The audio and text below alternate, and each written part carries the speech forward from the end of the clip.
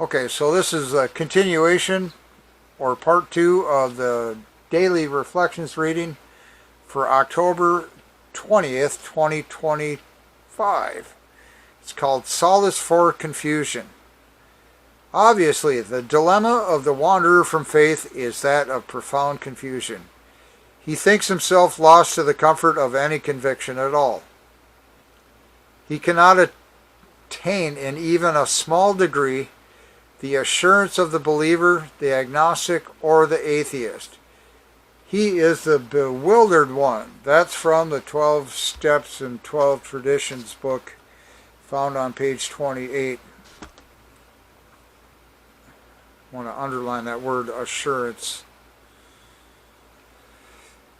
The concept of God was one that I struggled with during my early years of sobriety.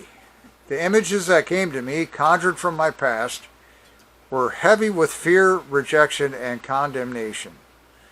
Then I heard my friend, I'm going to change his name to Ted.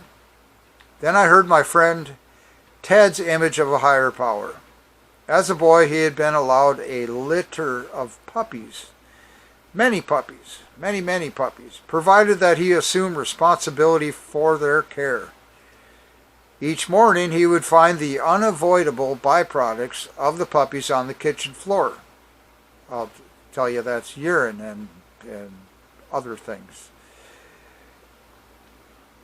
Despite frustration, Ted said he couldn't get angry because that's the nature of puppies. That's what puppies do. We can't hold them too much responsibility. And I'm getting off the... Ted felt that God viewed our defects and shortcomings with a similar understanding and warmth. They're just human. They don't know what they do. I've often found solace from my personal confusion in Ted's calming concept of God. Okay, and then I said, I was like this in a way too, and certainly with the blaming innocent victims, say. Expecting a puppy to understand that a human being doesn't like where the puppy is just trying to relieve himself, which might be incredibly difficult. It's like, man, I gotta go potty. I don't care where. I'll pee in my food if I have to. With a puppy's amount of reasoning and logic and stuff, intelligence, maybe. I have no idea. But the point, even in the confusion and the frustration, maybe after every day, Ted sees the puppy mess on the floor and started to liken that to God's care, in that God is looking at us failing continually, maybe. And then we want to blame God for all the shortcomings. And then we're wondering why he doesn't fix it. And things like that. And we don't learn. We don't... Here's where the 10th step applies, I think, maybe. We take a look at our behavior, and then when we're wrong, we promptly admit it. So think of that as we look back and we see the same mistake over and over and over for whatever, all day yesterday. And then maybe you just think, man, that was the entire week. All last year, I just kept doing the same thing over and over, and I never put it together that I can fix this, or I can correct it. This is teaching me something. I'm willing to accept it, that these wrongs, I can maybe fix that. Step 10, what's that say? Continue to take personal inventory, and when we were wrong, promptly admitted it. Now this gets into the humility and pride thing that I brought up days ago. Because it takes a lot of humility to even accept that a human being can be imperfect.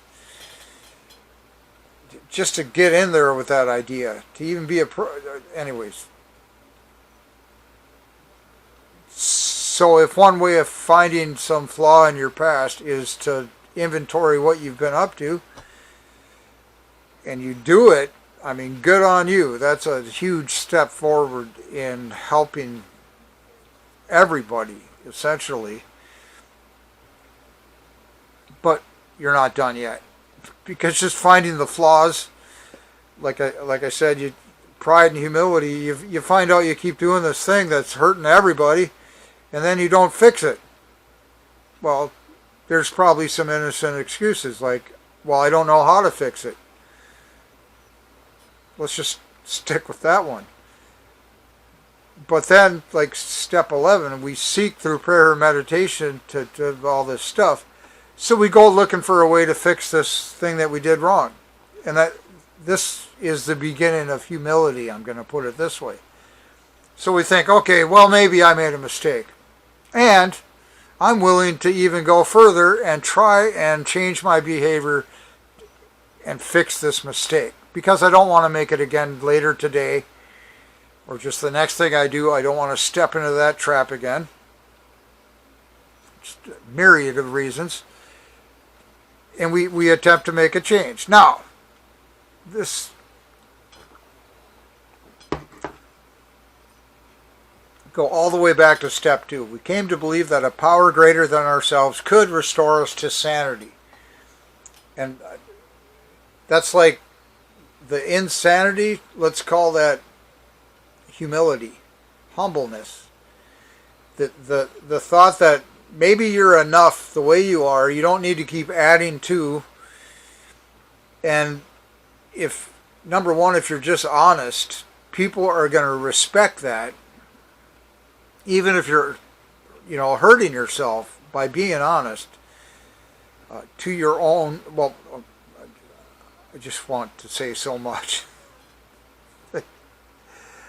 People might respect that honesty and give you a little more of the benefit of a doubt that, okay, maybe, this guy's just human. Or let's say this guy's just a puppy. He didn't maliciously pee on the kitchen floor.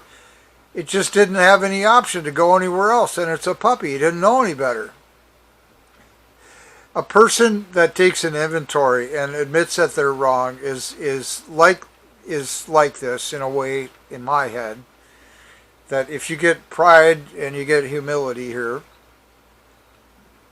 say in your way to assert your pridefulness about how perfect you are, you hurt somebody in some way, and then immediately, what's the word the book uses, this book?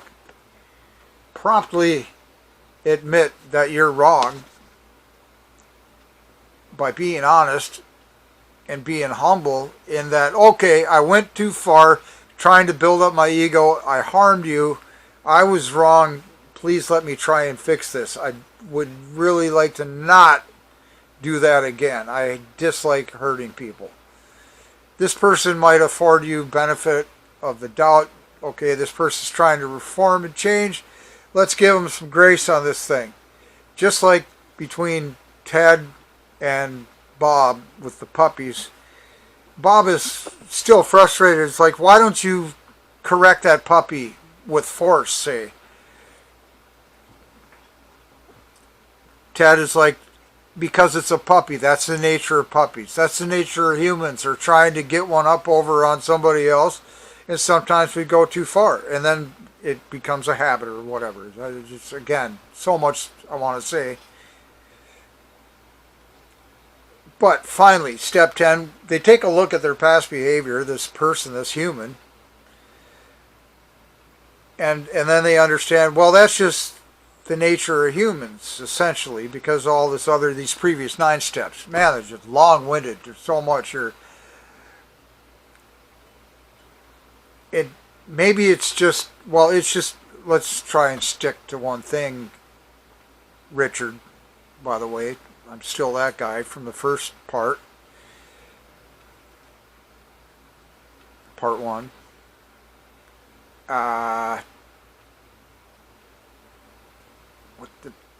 Look back at the behavior, find some flaws, willing, with humility, rather than pride, willing to humble yourself, look like a jerk or whatever, maybe rightly so, and then accept the consequences of that action and try and repair it.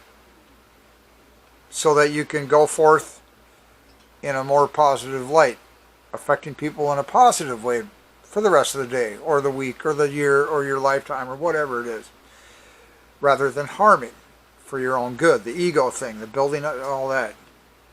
It's like, man, I'm enough. I'm okay. I got something in me here that's going to work to my good. That's your power greater than yourself. Now, let me explain that just a tiny bit. If you don't believe God, in God, of God, whatever, like the way I was, I had it easy because I had no preconceived ideas about God. Nobody forced religion into me as a child.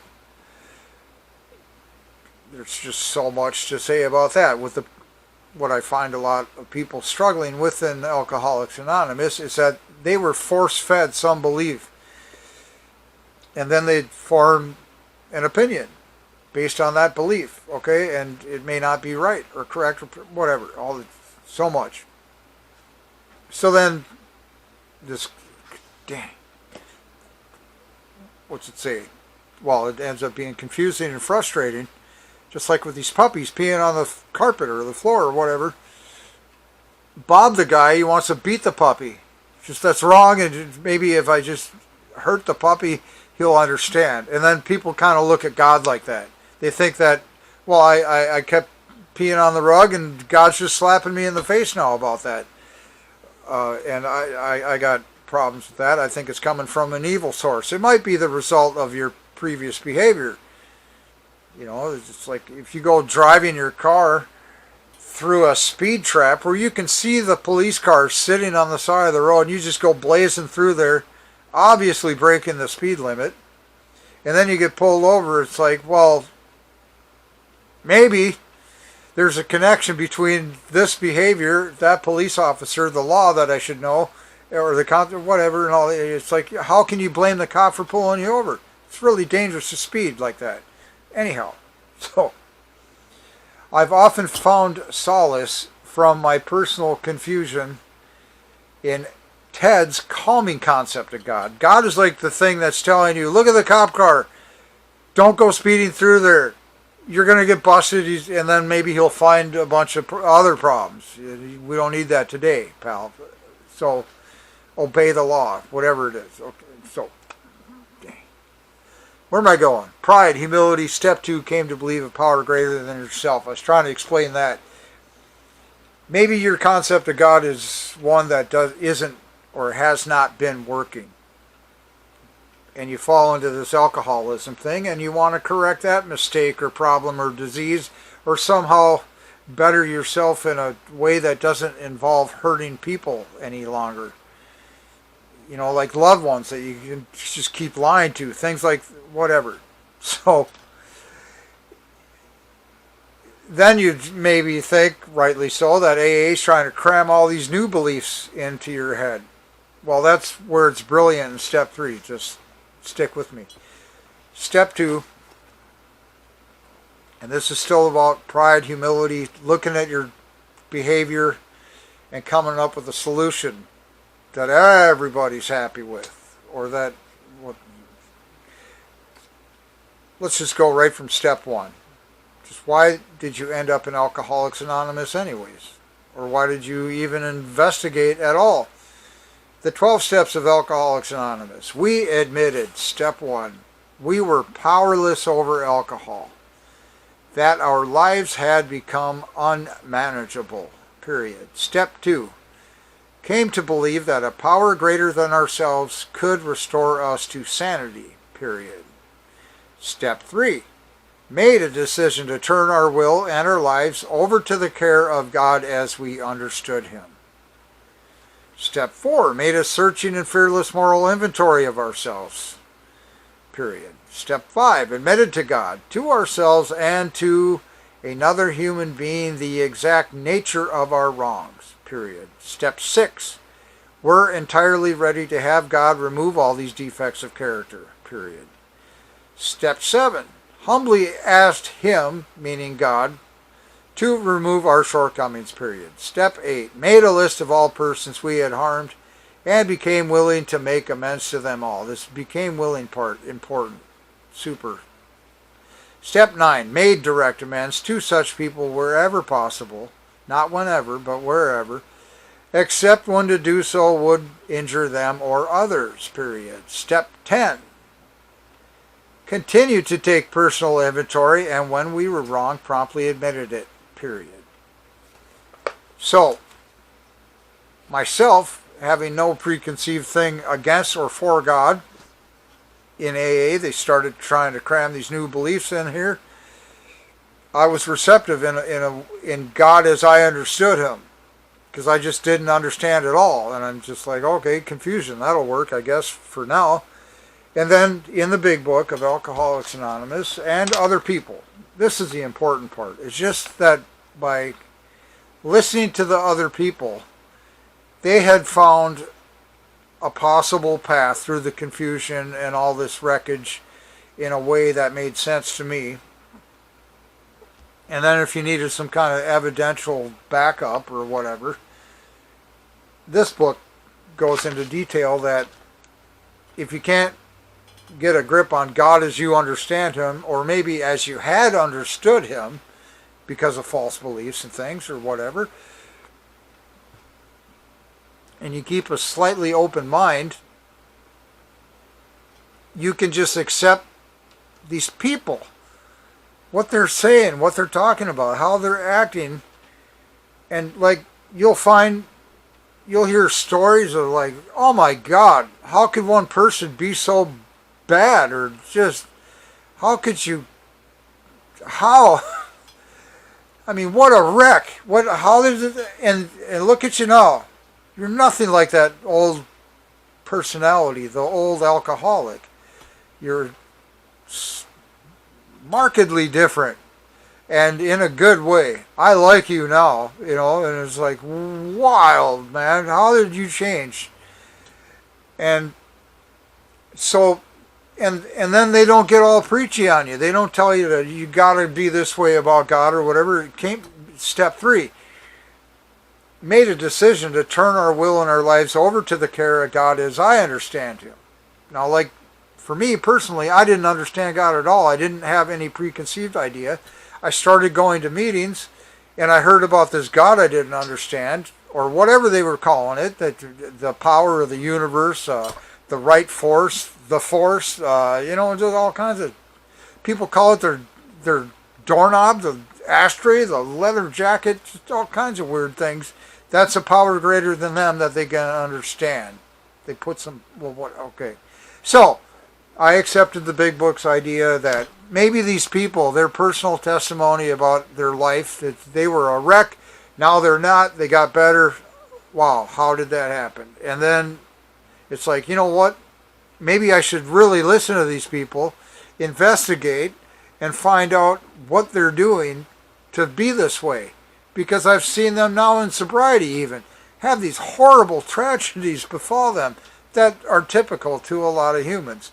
That just, you get older and people around you die and all this kind of, sorry if I sound callous about any recent loss you may have experienced, but alcohol probably isn't going to fix it. It might soothe the wound enough to go looking for help. Anyhow. So, if you can't select or pick or choose or decide, or you are curious and you need a power greater than yourself, accept the people in the group. Those humans, because they're tangible. You keep showing up at this meeting and the same people are there and they keep saying kind of the same stuff, or whatever, that their belief or etc. They're not lying to you, okay? Now, 19 minutes in. Part 2 here. Came to believe a power greater than ourselves could restore us to sanity. Step 3, you decide to believe in this power as you understand it. That's like listening to the fellow AA members. And step 10, you look at your behavior, and then you might accept through humility that was wrong and you wish to correct it. Step 3 kind of thing. So I see all this is working together now, that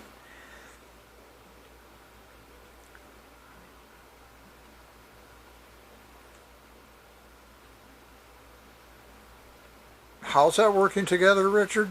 Uh, let me get a sip of coffee. Here's a problem. I'm drinking caffeinated coffee. They slipped me a Mickey. I can tell. I'm wired, man.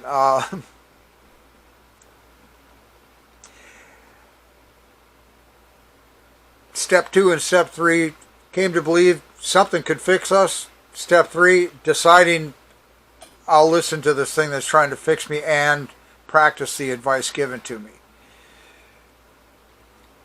So you keep showing up at these meetings. They keep saying things that aren't a lie. And now, step 10, you take a look at your behavior and then humbly admit that was wrong, and you try and rectify it, fix it, repair it, make it better. Fix the boo-boo immediately. Promptly is the word they use. Discounting your prideful self that is just rising up saying, they're wrong, I'm right, and all that. So you decide that the power greater than yourself could simply be the human beings in this room at the AA meeting. That can be your secret counsel you seek guidance from in your trying times of just being a human. There's no other humans around. You're walking through somewhere or whatever, and all of a sudden you just decide you want to get drunk. And you think to yourself, what would the rest of the people in the group say? Not like, how are they going to try and correct me when I come back, if I go back? It's like, wait, Bob, Ted, Alice, they all said the same thing. All that hit them. They wanted to get drunk and they didn't because they had a belief that things would change and get better. Maybe. Let's just stick with that. And then maybe you avert a crisis. You don't go to the liquor store. You don't get drunk. You don't get hammered. You don't take a hit off that